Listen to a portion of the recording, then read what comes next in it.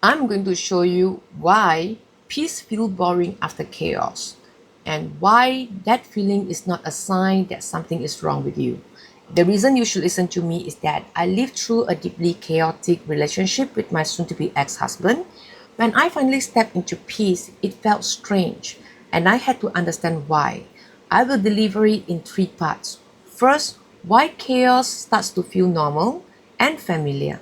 Second, why peace feels boring, suspicious, or even unsafe after chaos. And third, how to slowly teach your nervous system that peace is safe. If you finally got the peace you prayed for and it felt wrong, this video is for you. You thought you wanted peace, you worked for it, you left the chaos, you made the hard choice. But when peace finally came, it felt quiet, it felt empty, it felt boring, and maybe even a little unsafe. And you started to wonder, is something wrong with me? Why does calm feel worse than the chaos I just left? I want you to hear this. Nothing is wrong with you. Peace does not feel boring because it is wrong. Peace feels boring because your nervous system has not learned how to feel safe yet. I know this because I live it. My relationship with my soon to be ex husband was not peaceful.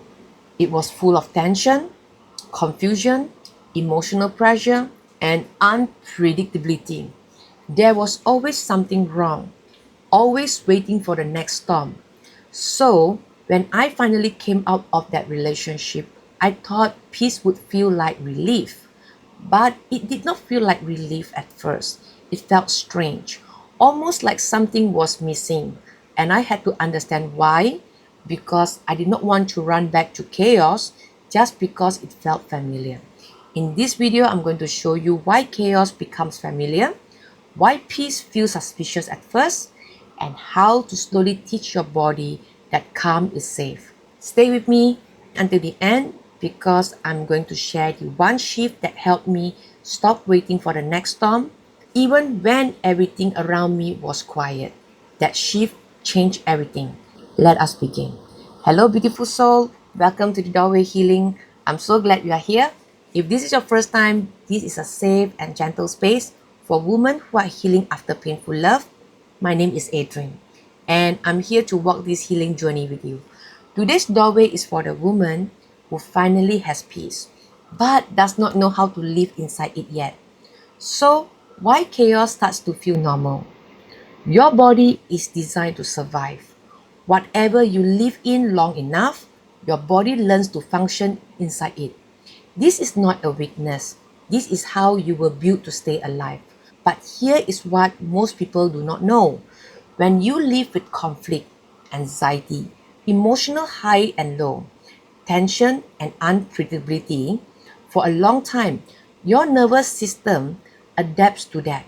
It learns to prepare for problem, it learns to scan for danger, it learns to survive inside chaos. And slowly, without you even realizing it, chaos starts to feel normal. You stop noticing the tension because you are always in it. You stop noticing the anxiety because it is always there. You stop noticing how much energy you are spending just to stay okay. And when you spend enough time in chaos, chaos stops feeling dangerous. It starts feeling familiar. And sometimes what is familiar can feel safer than what is actually healthy. I live this. My relationship with my soon to be ex husband was always unpredictable. I never knew what mood was coming. I never knew what was going to be wrong next. I spent so much time managing the emotional climate of that relationship. That tension became my normal. I was so used to surviving in it that I did not even realize how much it was costing me until I left and the quiet arrived. And I did not know what to do with it. For some people, this also goes back further than the relationship.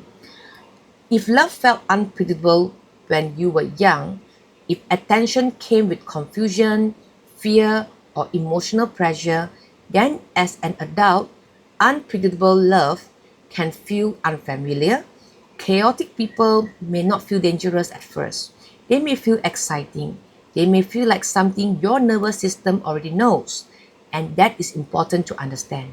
Because healing is not just about leaving the person, it is also about understanding why their chaos felt familiar to you in the first place. Just because something feels familiar does not mean it's safe. And just because peace feels unfamiliar does not mean it is wrong. Sometimes the person felt familiar not because they were safe, but because your nervous system recognized the chaos. So, what happens when you finally step into peace? Why does it feel so uncomfortable? That is part two. So, why peace feels boring or suspicious? When peace finally comes, your body does not immediately relax. It keeps scanning because your nervous system learned that calm does not always mean safety. Sometimes calm was the quiet before the next argument, the quiet before the next mood change, the quiet before the next accusation, the quiet before the next emotional storm. So even when nothing is happening, your body is still preparing for something to happen. You sit in this silence and your mind asks, what is going to happen next? Why is it so quiet? What is coming? Three signs your body is used to chaos. Sign 1. You feel anxious or restless when everything is calm. Sign 2. A calm and steady person feels boring to you, but someone who is hot and cold keeps pulling you in. Sign 3. You start creating problem in your mind even when nothing is actually wrong. If you recognize yourself in any of those, that is not a character flaw. That is a nervous system that learned to survive inside chaos. And it can be unlearned. There is also something else that makes peace feel uncomfortable. Sometimes you are not addicted to the person, you are addicted to the emotional cycle. You may miss the intensity. You may miss the relief that came after an argument. You may miss the feeling of being chosen again after being rejected. Not because those feelings were good, but because your nervous system became attached to that cycle.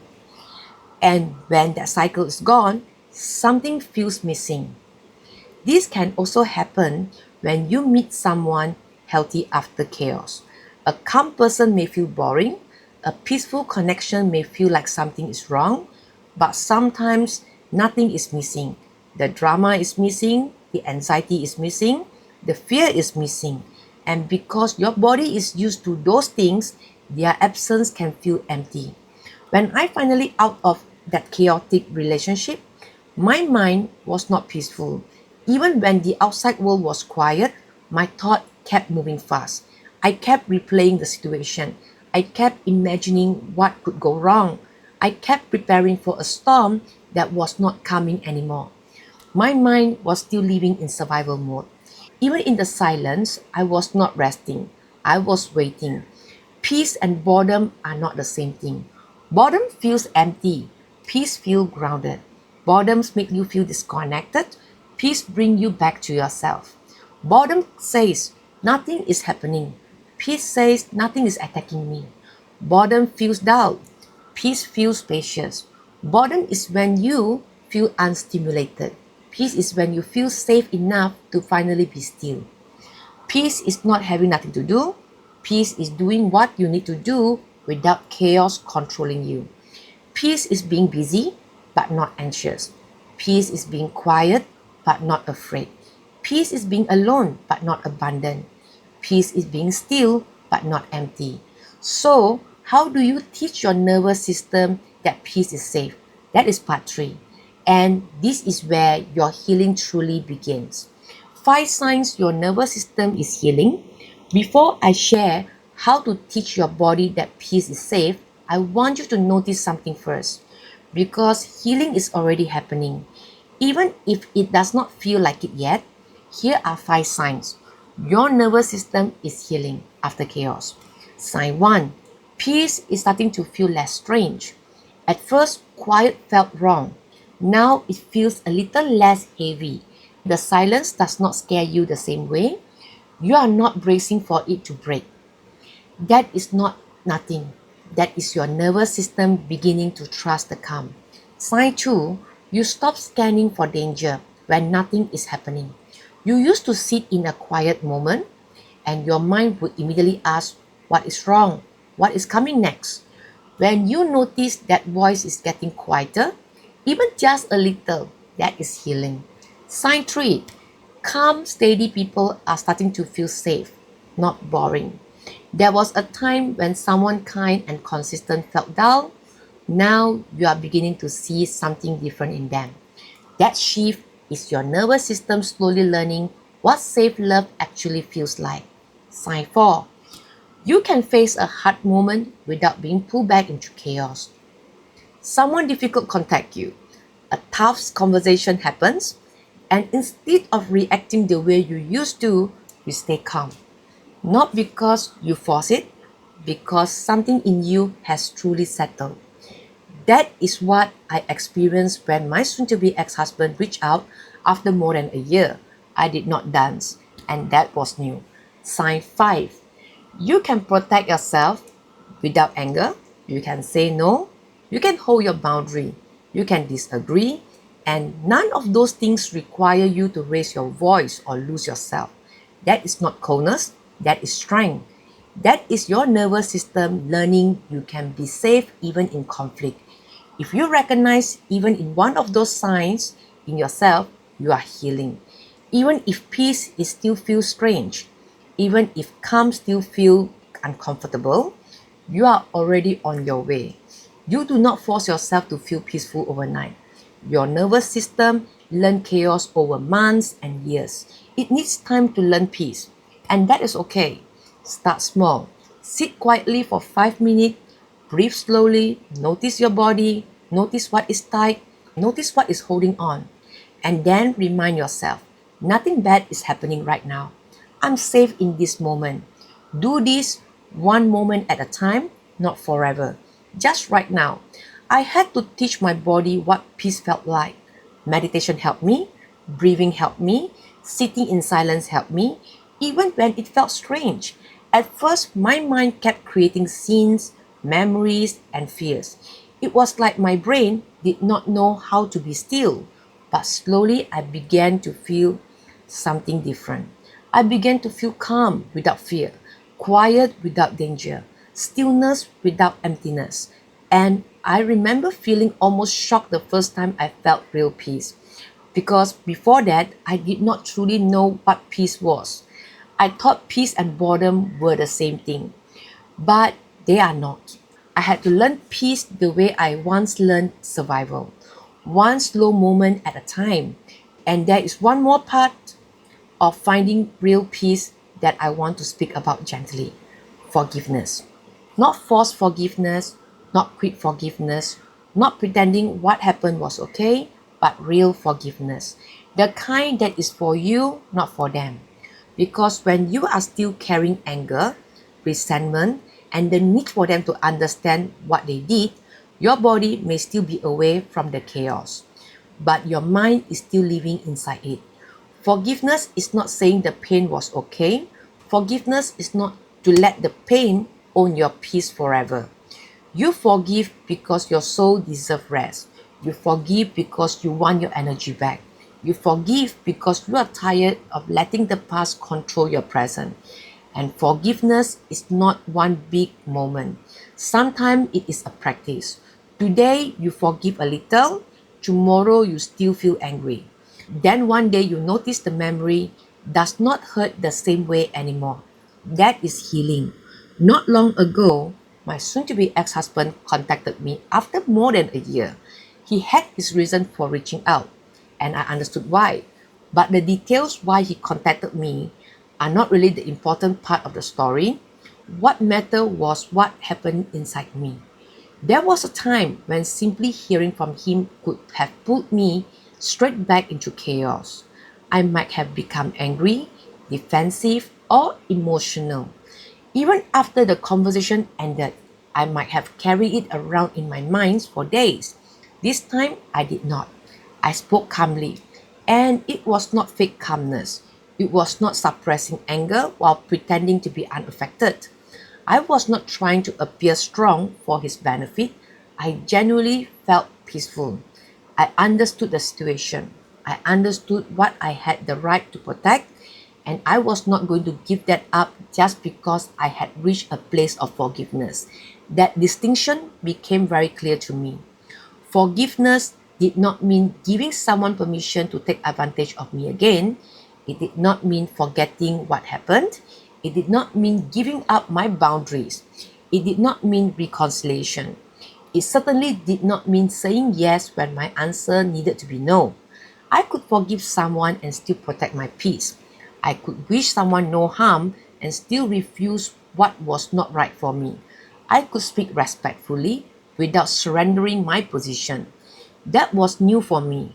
What surprised me even more was the way my calmness seems to change the entire conversation. I was not giving the emotional reaction that might once have come naturally from me. I was not fighting, retaliating, or being pulled back into chaos. I simply remained calm. And from my perspective, that calmness seemed much harder for him to deal with than an argument would have been. But I was not doing it to provoke him. That is what made the movement different. I was not calm because I wanted to win. I was not calm because I wanted him to lose. I was not trying to prove anything at all. I was calm because I was finally at peace. For so long, chaos had felt familiar. When you become used to emotional turbulence with someone, you almost expect the same dance every time they return. They say something, you react. They react to your reaction. And suddenly you are back inside something you thought you had escaped. This time, I did not dance. I could hear him. I could answer him. I could disagree. I could protect my rights. I could say no. And none of those things require anger. That was the strange and beautiful part. I realized that peace is not becoming passive. Peace is not allowing people to walk over you. Peace is not surrender. Sometimes peace is knowing exactly where your boundary is and standing there without needing to scream from behind it. I had not become cold. I had not become weak. And I had not forgotten. I simply no longer needed chaos in order to feel powerful. For the first time, I understood I could forgive someone without handing myself back to them. And when the conversation was over, I was still myself, still calm, still clear, still standing. That was when I knew something in me had truly changed. One day, peace will not feel boring anymore. It will feel like home. It will feel like your body finally trusts the silence. Your mind no longer has to prepare for war. Your nervous system no longer scans for danger that is not there. And when that happens, you will understand. Peace was not empty. Peace was the space when you finally came back to yourself. Sometimes quiet is not danger. Sometimes quiet is healing. Sometimes quiet is the first time your soul finally feels safe enough to rest. This week, I want you to try one small thing. Sit quietly for 5 minutes, no phone, no noise, just you. Breathe slowly, and when your mind starts scanning for danger, gently remind yourself, nothing bad is happening right now. I'm safe. Do this one day at a time. Let calm become familiar. One small moment at a time. Let us bring it all together. Peace feels boring after chaos because your nervous system was trained by stress, conflict, and unpredictability. Calm does not feel peaceful at first. It feels suspicious, like the quiet before the next storm. You may miss the intensity of the chaos. You may feel bored by healthy, calm people. You may feel restless when nothing is wrong. That is not a flaw. That is a nervous system that has not yet learned that silence is safe. Peace is not boredom. Boredom feels empty. Peace feels grounded. Peace is being still without being afraid. And you can learn it one small, quiet moment at a time. If this video touched something in you, if you recognize yourself in anything I shared, drop a comment below and write, I'm learning to feel safe in peace. Just those words, because that is the work not running back to chaos, not forcing yourself to feel peaceful overnight, just learning one day at a time. That calm is safe. That quiet is not danger. That peace is not empty. It is home. I have a free guide called the Doorway Guide, 7 gentle steps to stop waiting in pain and come back to yourself. The link is below. It is free and is gentle. If this video helped you, please share it with someone who needs to hear this today. Subscribe so you do not miss what's coming next. You do not have to go back to chaos to feel alive. You just have to learn that peace is safe, and you are already learning. That is enough. Take care of your heart. I mean that.